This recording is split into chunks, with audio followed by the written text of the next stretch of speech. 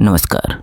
आइए सुनते हैं सादत हसन मंटो की कहानी 1919 की एक बात मेरी यानी ओनेस राय की आवाज में। ये 1919 ईस्वी की बात है भाईजान, जब रूल्ट एक्ट के खिलाफ सारे पंजाब में रजिस्ट्रेशन हो रही थी।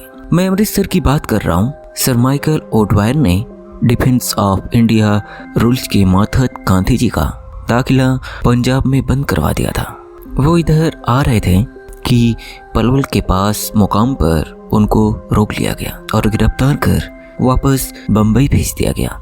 जहाँ तक मैं समझता हूँ भाईजान, अगर अंग्रेज ये गलती न करता तो जलियांवाला बाग का हादसा उसका हुक्मरानी की स्याह तारीख में ऐसे खूनी बर्फ का इजाफा कभी न करता। क्या मुसलमान, क्या हिंदू, क्या सिख, सबके दिल में गांधी जी की बेहद इज्जत थी। तब उन्हें महात्मा मानते थे।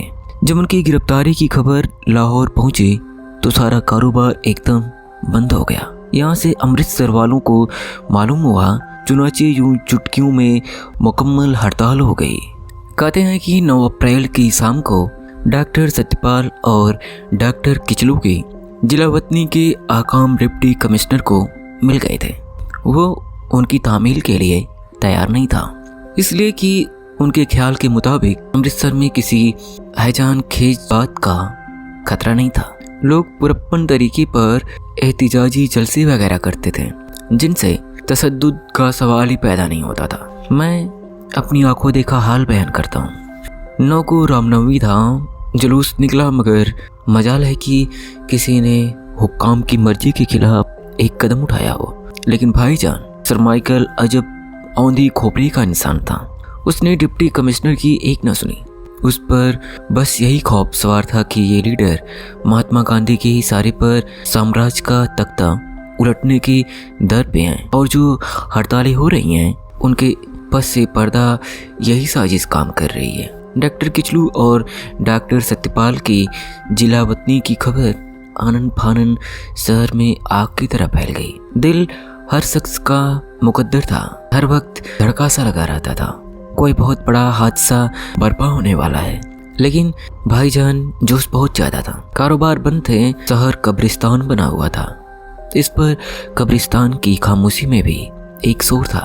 जब डॉक्टर किचलू और सत्यपाल की गिरफ्तारी की खबर आई तो लोग हजारों की तादाद में इकट्ठे हुए कि मिल पर डिप्टी कमिश्नर बहादुर के पास जाएं और अपने महबूब लीडरों की जिलावतनी के आकाम मंसूब कराने की दरखास्त करें। मगर वो जमाना भाईजान दरखास्तें सुनने का नहीं था। सर माइकल जैसा फिरौन हाकिम आला था, उसने दरखास्त सुनना तो इज्तिमा को ही गैर कानूनी करार दिया। अमृतसर, वो अमृतसर जो कभी आज़ादी की तहरीक का सबसे बड़ा मरकज था, जिसके सीने पर जलियांवाला बाग जैसा काबिले फख्र जख्म था, आज किस हालत में है।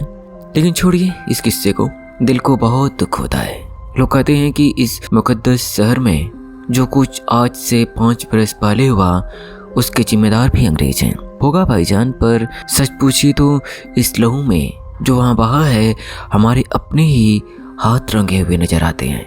खैर, डिप्टी कमिश्नर साहब का बंगला सिविल लाइंस में था। हर बड़ा अफसर और हर बड़ा टोड़ी शहर में इस अलग थलग हिस्से में रहता था। आपने अमृतसर देखा है तो आपको मालूम होगा कि शहर और सिविल लाइंस को मिलाने वाला एक पुल है, जिस पर से गुजरकर आदमी ठंडी सड़क पर पहुंचता है, जहां हाकिमों ने अपने लिए अर्जी जन्नत बनाई हुई थी। हुजूम जब हाल दरवाजे के करीब पहुंचा तो मालूम हुआ कि पुल पर घोड़सवार घोड़ों का पहरा है। हुजूम बिल्कुल न रुका और बढ़ता गया। भाईजान, मैं उसमें शामिल था। जोश कितना था मैं बयान नहीं कर सकता, लेकिन सब निहत्थे थे। किसी के पास एक मामूली छड़ी तक नहीं थी। असल में वो तो सिर्फ इस गरज से निकले थे कि इज्तिमाई तौर पर अपनी आवाज़ हाकिम शहर तक पहुंचाएं और उससे दरखास्त करें कि डॉक्टर किचलू और डॉक्टर सत्यपाल को गैर मशरूत तौर पर रिहा कर दे। हुजूम पुल की तरफ बढ़ रहा था। लोग करीब पहुंचे तो गोरों ने फायर शुरू कर दिए। इसमें भगदड़ मच गई। वो गिनती से सिर्फ 20-25 थे और हुजूम सैकड़ों पर मुश्तमिल था। लेकिन भाई, गोली की दहशत बहुत होती है। ऐसी अफरा तफरी फैली कि अलामा कुछ गोलियों से घायल हुए और कुछ भगदड़ में जख्मी हुए। दाएं हाथ को गंदा नाला था। धक्का लगा तो मैं उसमें गिर पड़ा। गोलियां चलनी बंद हुई तो मैंने उठकर देखा, हुजूम तितर बितर चुका था। जख्मी सड़क पर पड़े थे और पुल पर गोरे खड़े हंस रहे थे। भाईजान, मुझे कत्तन याद नहीं है कि उस वक्त मेरी दिमागी हालत किस किस्म की थी। मेरा ख्याल है कि मेरे होश व हवास में पूरी तरह सलामत नहीं थे।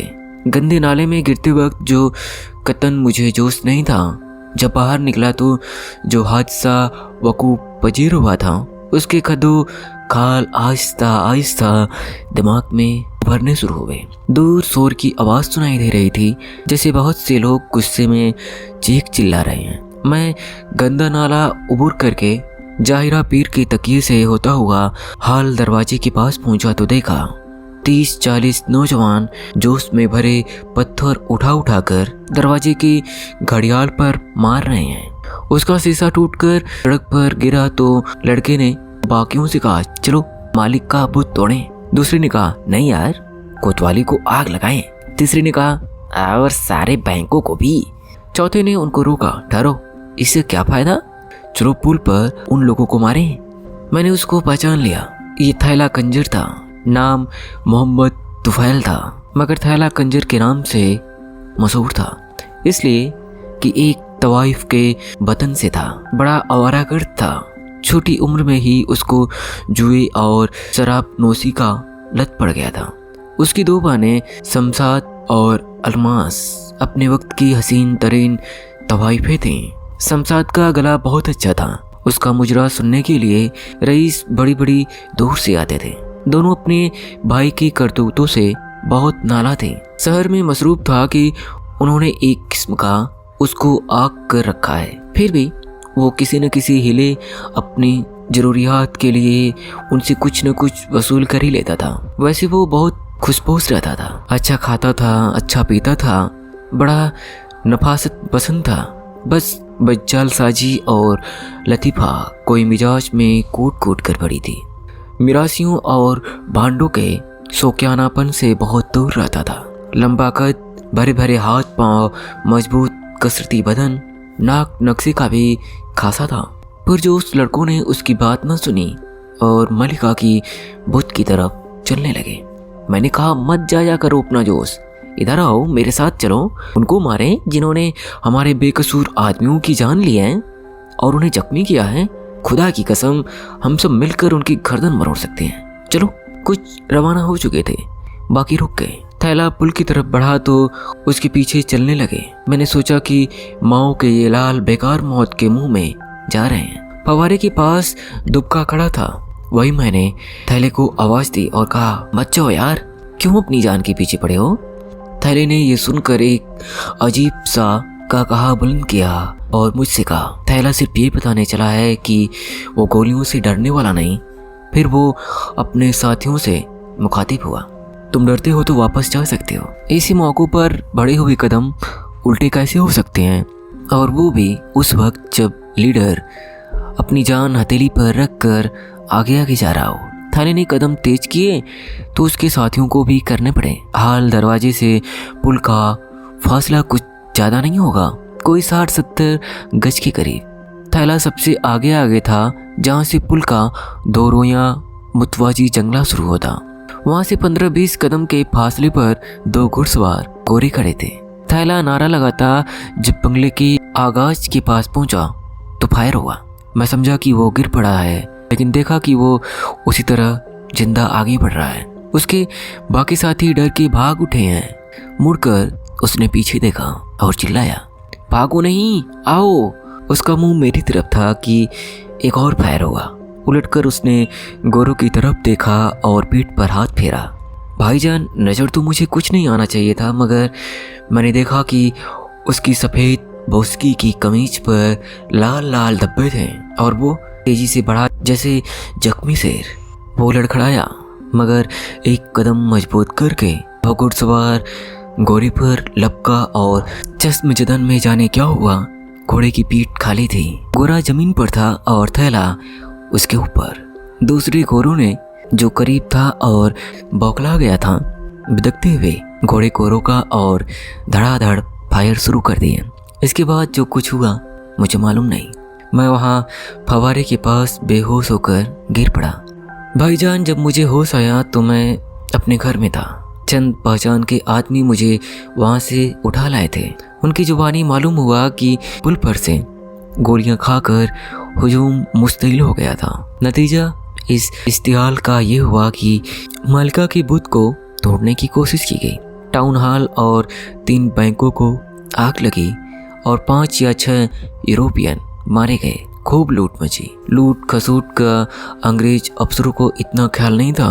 5 या 6 यूरोपियन हलाक हुए थे। उसका बदला लेने के लिए चुनाची जलियांवाला बाग का खूनी हादसा रोनमा हुआ। डिप्टी कमिश्नर बहादुर ने शहर की भागदौड़ जनरल डायर के सुपुर्द कर दी। चुनाची जनरल साहिब ने 12 अप्रैल को फौजियों के साथ शहर के मुख्तलिफ बाजारों में मार्च किया और दर्जनों बेगुनाह आदमी गिरफ्तार किए।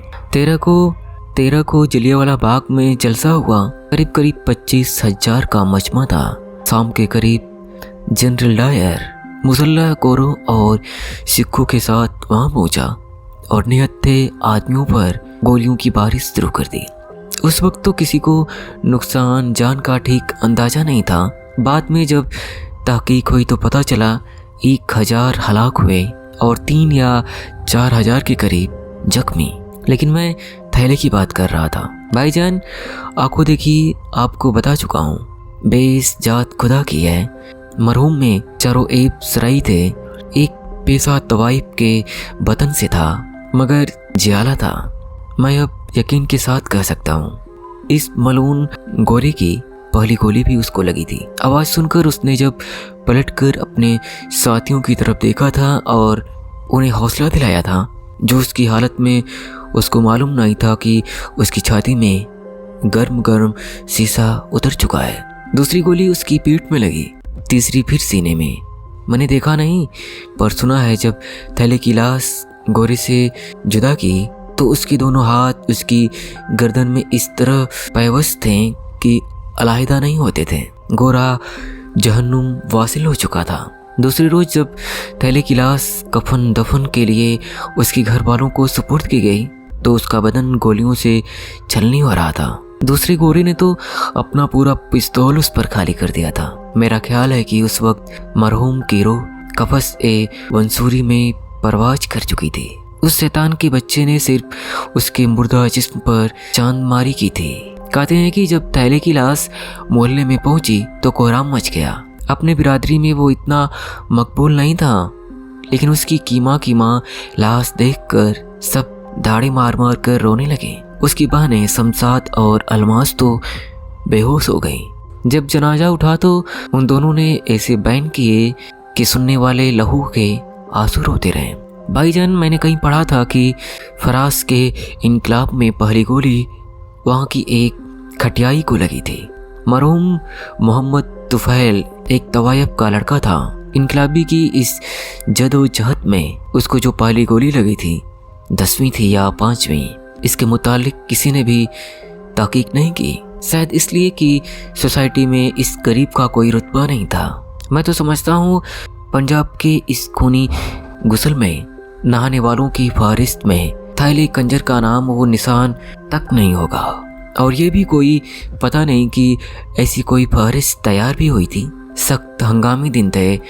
फौजी हुकूमत का दौर था। वो देव जिसे मार्शल लॉ कहते थे शहर के गली गली कूची कूची में डकारता फिरता था। बहुत अफरा तफरी के आलम में उस गरीब को जल्दी जल्दी यूँ दफन किया गया जैसे उसकी मौत उसके सोगवार अजीजों का एक संगीन जुर्म थे जिसके निशानात वो मिटा देना चाहते थे।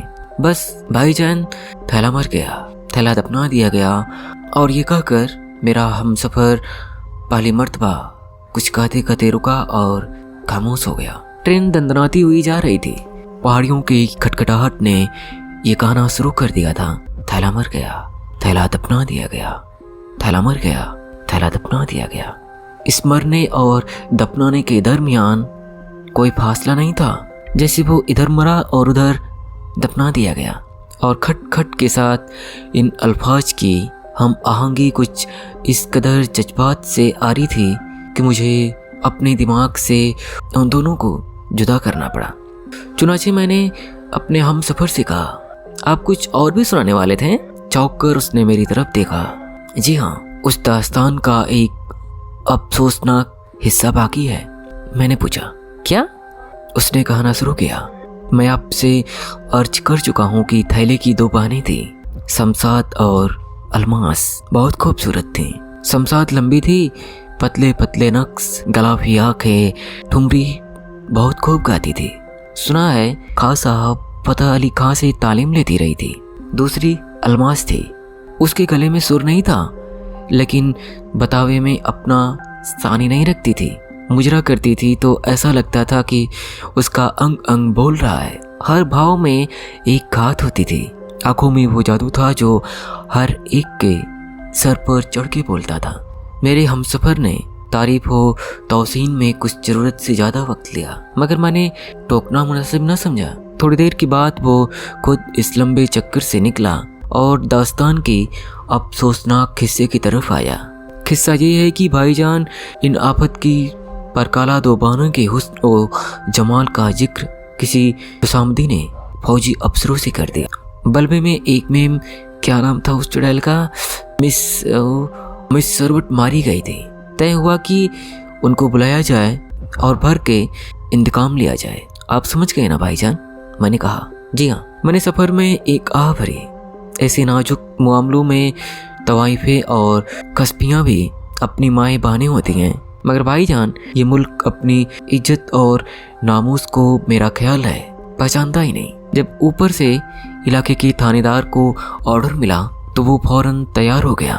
चुनाचे वो खुद शमशाद और अलमास के मकान पर गया और कहा, साहब लोगों ने याद किया है, वो तुम्हारा मुजरा सुनना चाहते हैं। भाई की कब्र की मिट्टी भी अभी तक शुष्क नहीं हुई थी। अल्लाह को प्यारा हुए उस गरीब को सिर्फ 2 दिन हुए थे कि ये हाजिरी का हुक्म सादिर हुआ, आओ हमारे हुजूर नाचो। अजियत का इससे बढ़कर मुर्जियत तरीका क्या हो सकता है? तमस्खुर की ऐसी मिसाल मेरा ख्याल है कि शायद ही कोई और मिल सके। क्या हुक्म देने वालों को इतना ख्याल भी ना आया कि तवाइफ भी गैरतमंद होती हैं? हो सकती है, क्यों नहीं हो सकती? उसने अपने आप से सवाल किया, लेकिन मुखातिब तो मुझसे था। मैंने कहा, हो सकती है, जी हाँ। थैला आखिर उनका भाई था। उसने किसी किमारखाने की लड़ाई भिड़ाई में अपनी जान नहीं दी थी। वो शराब पीकर दंगा फसाद करते हुए हलाक नहीं हुआ था। उसने वतन की राह में बड़े बहादुराना तरीके से शहादत हासिल की थी। वो एक तवाइफ के वतन से था, लेकिन वो तवाइफ माँ थी और शमशाद और अलमास उसी की बेटियां थीं और ये थैले की बहनें थीं। तवाइफी बाद में थीं और वो थैले की लाश देखकर बेहोश हो गई थी। जब उनका जनाजा उठा था तो उन्होंने ऐसे बयान किए थे कि सुनकर आदमी लहूर होता था। मैंने पूछा, वो गई? मेरे हमसफर ने इसका जवाब थोड़े वाक़े के बाद अफसुर्दगी से दिया, जी हाँ, गई, खूब सच कर गई। एकदम उसकी अफसुर्दगी तीखापन इख्तियार करके 16 श्रृंगार करके अपने बुलाने वालों के पास गई। कहते हैं कि खूब महफिल जमी। दोनों बावनों ने अपने जौहर दिखाए।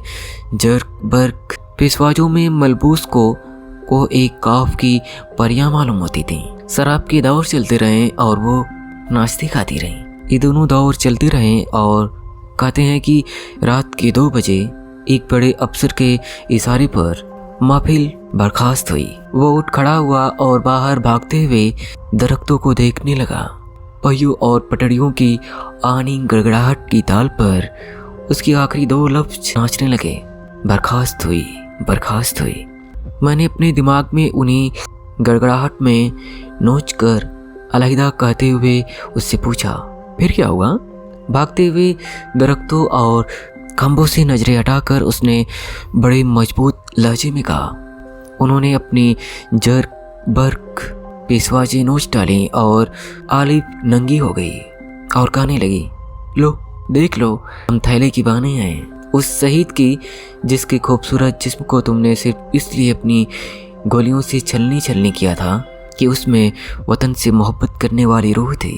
हम उसी की खूबसूरत पाने हैं। आओ अपनी सहवत के गर्म लोहे से हमारा खुशबू में बसा हुआ जिस्म दागदार करो। मगर ऐसा करने से पहले सिर्फ हमें एक बार अपने मुंह पर थूक लेने दो। ये कहकर वो खामोश हो गया। कुछ इस तरह की और नहीं बोलेगा। मैंने फौरन ही पूछा, फिर क्या हुआ? उसकी आंखों में आंसू डबडबा आए। उनको गोली से उड़ा दिया गया? मैंने कुछ न कहा। गाड़ी आहिस्ता होकर स्टेशन पर रुकी तो उसने कुली बुलाकर अपना असबान उठवाया। जब जाने लगा तो मैंने उससे कहा, आपने जो दास्तान सुनाई उसका अंजाम मुझे आपका खुद साख्ता मालूम होता है। एकदम चौंक कर उसने मेरी तरफ देखा। ये आपने कैसे जाना? मैंने कहा, आपके लहजे में एक नाकाबिले बयान गर्ज था। मेरे हमसफर ने अपने हलक की तलखी धूप के साथ निकलते हुए कहा था। जी हाँ, उन हराम वो गाली देते देते रुक गया। उन्होंने अपनी शहीद भाई के नाम पर भट्टा लगा दिया। ये कहकर वो प्लेटफॉर्म पर उतर गया।